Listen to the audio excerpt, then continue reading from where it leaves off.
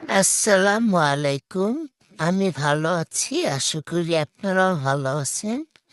আজকে আমি দেখাবো আপনাদেরকে বার্থডে কেক বানানো। উপকরণগুলো স্ক্রিনে দেয়া আছে। এটি যদি দেখতে সুন্দর না হয় বা ফিনিশিং যদি ভালো না হয় তারপরও ভালো। এটি একদম বাসায় বানানো ফ্রেশ ভেজাল মুক্ত। আমি বাইরের খাবারটা কম খাই কারণ বাইরের খাবার বেশিরভাগই ভালো মানের হয় না।